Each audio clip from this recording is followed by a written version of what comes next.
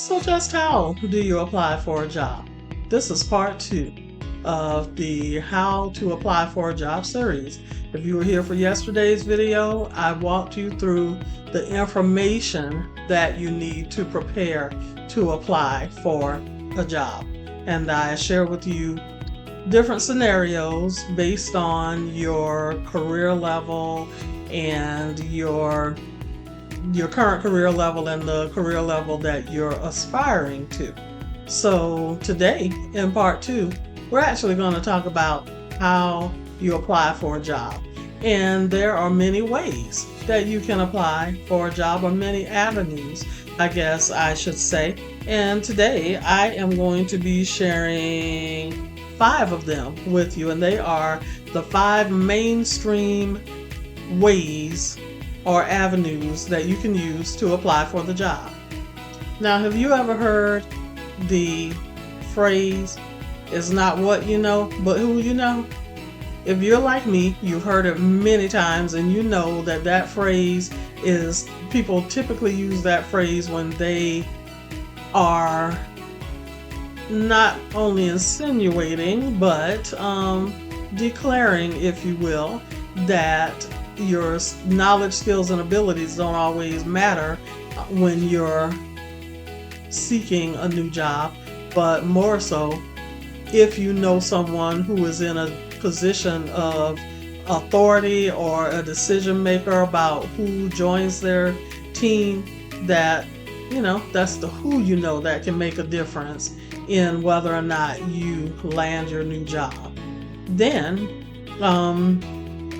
another one is, I had another one in mind, but guess what?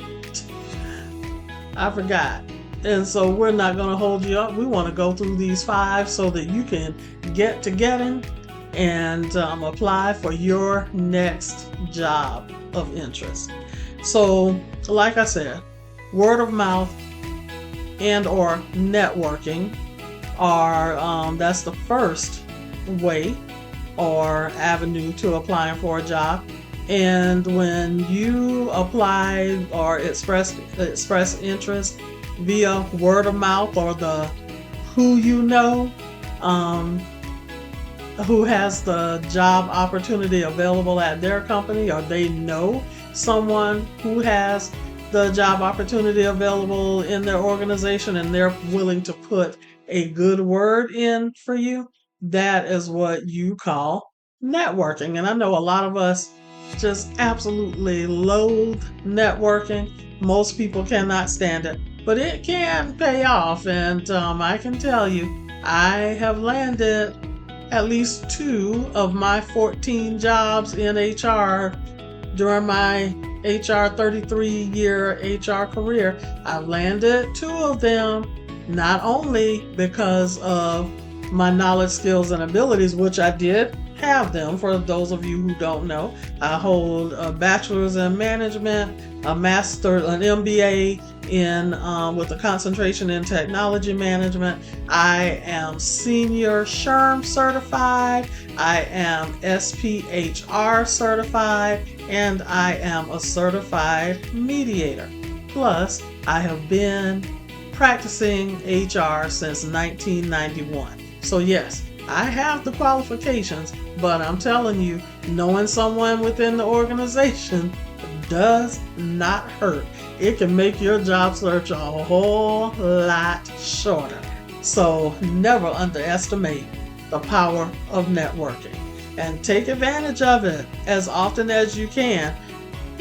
Don't stab somebody in the back, or do anything underhanded. But if you know that you are interested in a position, and you know you possess the passion, the knowledge, the skills, abilities, and other characteristics that will make you a successful person on that job, go for it. If you know someone who works for that organization, and ask them for a recommendation, and who knows, you could be making your career transition.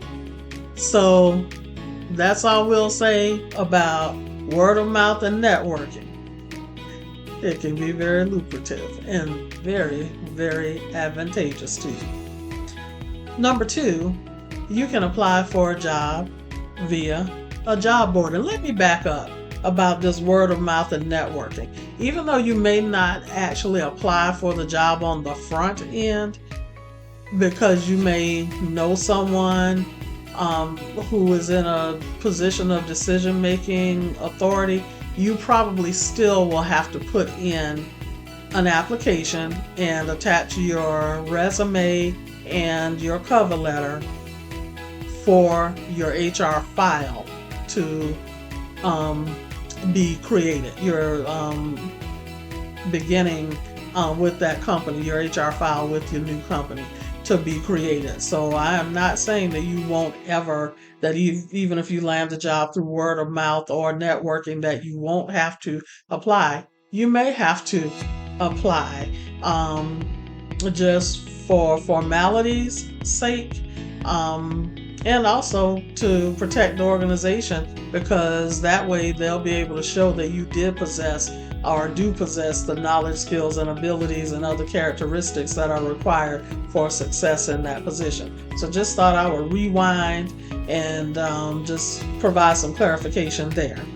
Now, number 2 is you can apply for jobs through job boards. And job boards are like Indeed.com, CareerBuilder.com, Monster.com, LinkedIn.com, and theladders.com. And there are so many more, ZipRecruiter.com and others. The list just goes on and on.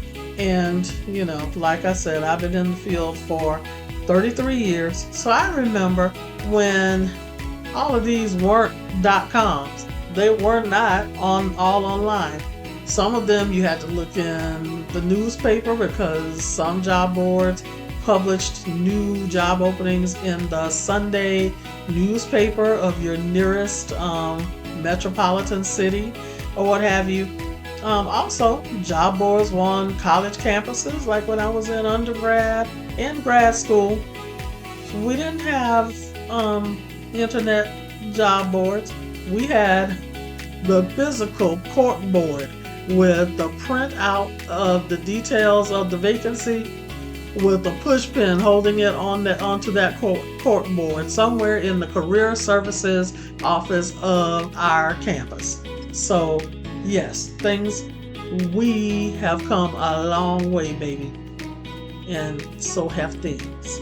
And so when you apply on a job board, usually what happens is the organization that has the opening has paid a fee to post that position on that job board site, hoping that they'll get a robust pool of candidates for their position. And they'll probably do it at the same time that they also list it on their company career site, because they're trying again to stoke a lot of interest for the position. And especially if it is a hard to fill or rare position, let's say like something in the STEM field, then they want to get a robust candidate pool so that they can be much more likely to identify a person who can come as close as possible to their minimum qualifications, and also hopefully have as many of the preferred qualifications that they need or would like to see as icing on the cake for the position that they have available. So typically what you'll do is you'll create a candidate profile, an online candidate profile, much the same way that you would do with an application. You're going to fill out an information form online on that job board site. You're going to have to create a password, a username and the password, and then you complete your candidate profile with your name, your address, your best contact telephone number, your email address, and also you're going to answer some questions about your skills, knowledge, skills, and abilities related to the position that you're interested in. And you're going to attach your cover letter and your resume, press submit, And off it goes to not only that job board's site where it is held in a holding, kind of in a holding pattern for the employer or the representative of the organization that's hiring for the position to log in using their credentials and see who all has applied for their position. But also, they may have a link to where the job board forwards a notification to the hiring manager or the contact person to let them know that they have new interest in their position. And from there, typically when you apply via a job board, once you do that, there's not a whole lot else you can do because you typically don't have direct access to the hiring authority or the hiring manager or recruiter with the company that has the vacancy. So you just kind of have to wait until they reach out to you. That's why I always tell my clients, do not put all of your eggs in one basket. Apply for other jobs too, and make sure that you keep your job search active and live, and robust, so that you can you won't be so disappointed if one doesn't work out, because you never know. Sometimes a position looks awesome, like it was written for us online when we're reading that vacancy announcement, but then we stumble upon another opportunity and it may end up being an even better fit. So it's the blessing that we didn't see coming, that we didn't expect. So always stay open-minded and never focus on only one position unless that is the only position in your field of interest that you are able to find. And I highly doubt that. With today's state of the job market, with fewer and fewer people being in the job market, more people leaving the labor market, and companies crying that they are having a hard time finding people with the skill sets that they need for the vacancies that they currently have. And so this is an opportune time for those of you who are looking for another opportunity. Then you can go directly to the company site. Let's say, for instance, Google has a position open.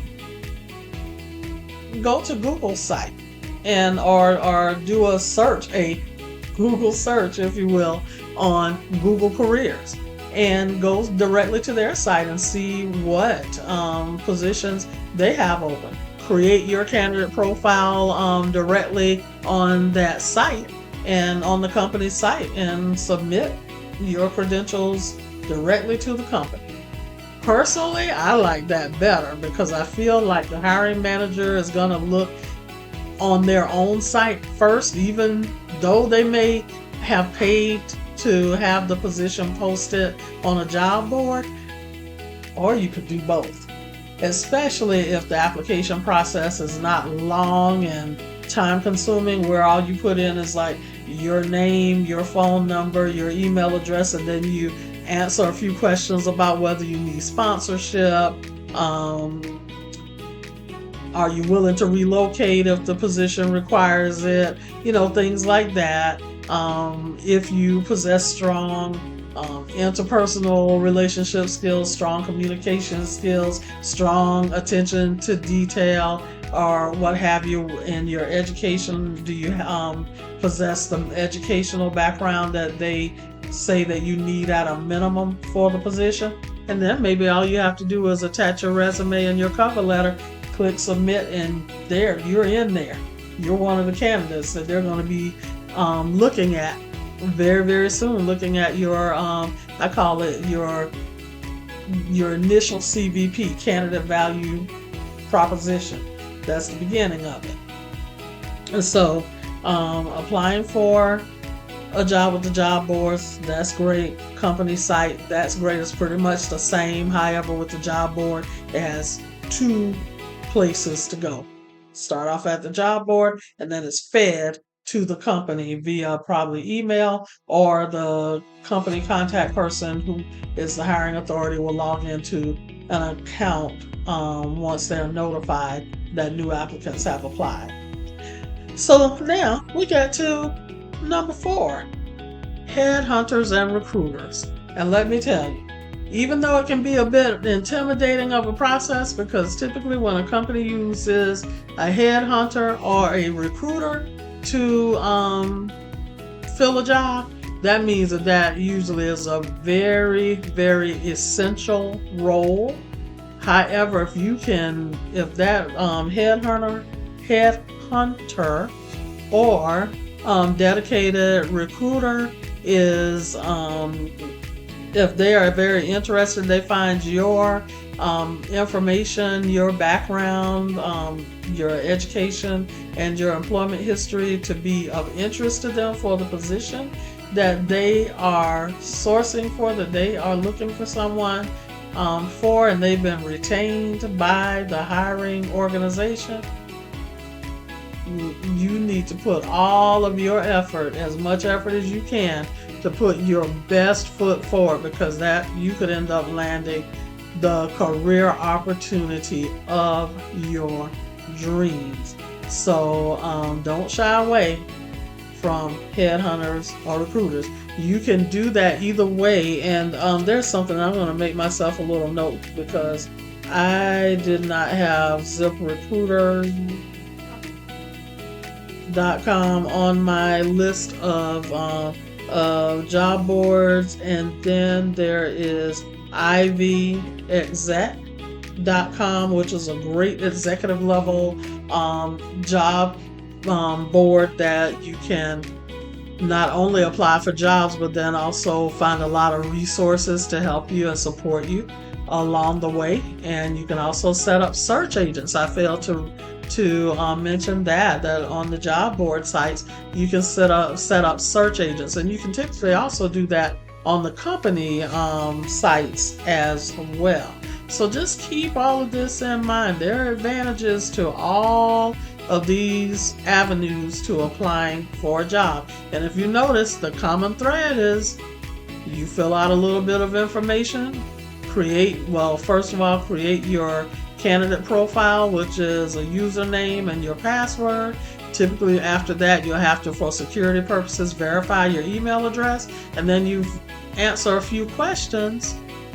Tell it what type of jobs, tell the system what type of jobs you're interested in applying for.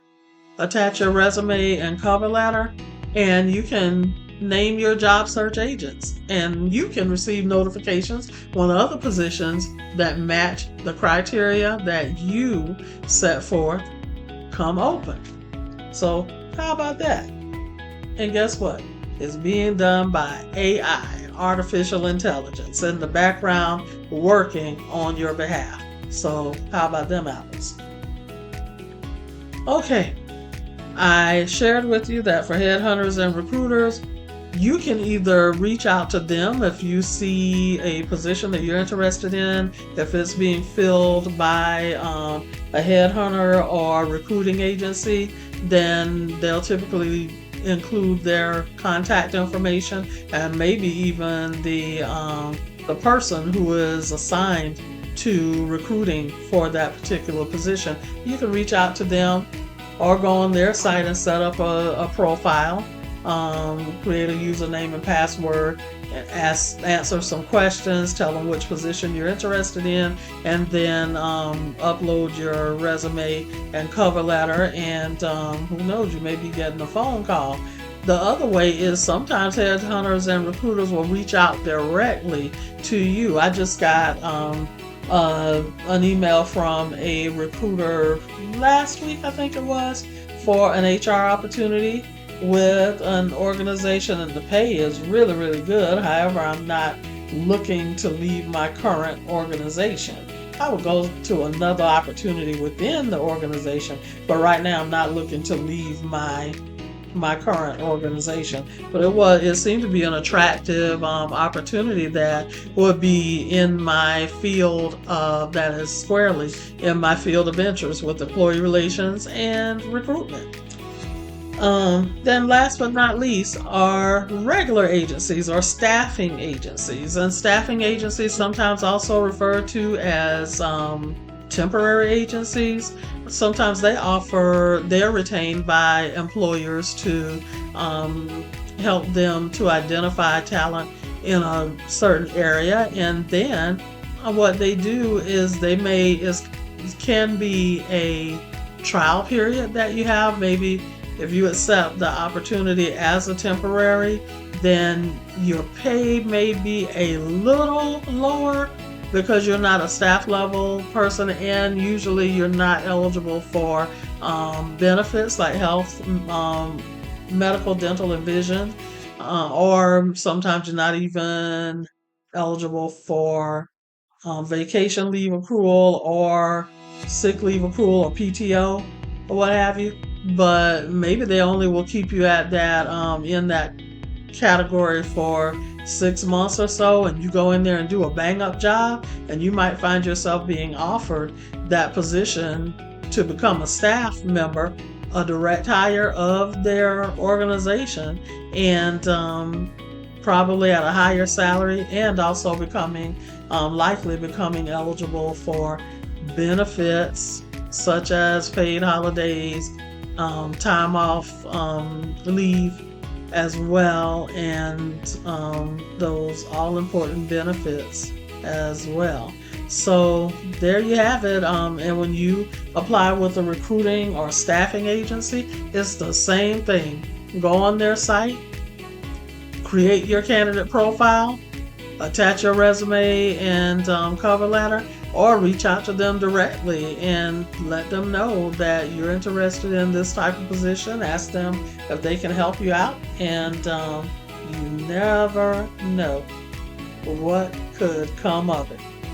So just stop by to share that information with you on part 2 of how to apply for a job.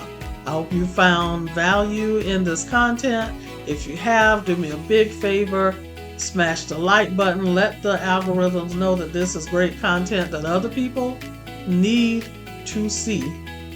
Also share it with your network. I'm sure you know other people who want to live their very best career life, and that's my whole mission, to help you live your very best career life. Then also subscribe to my channel. I would love for you to become a member of the NAMTEAC fold, and just like smashing the like button helps me to reach and help more people, you're becoming a subscriber makes this particular video even more attractive to others, and it'll be pushed out to more people like you who want to live your very best career life. I'll also be putting information in the pinned comment and or the description if you're watching on YouTube about upcoming free training that I'll be offering. So I would love for you to join me there too. It's just a whole lot of resources that I have that I want to share with you to help you to get to elevate your career to where you want it to be, and to have a successful job search where you will be reaching out to me soon and letting me know about the new career opportunity that you have landed. So until next time, as always, I wish you career success, and I am also wishing you a great, safe, blessed, and happy week. Bye-bye.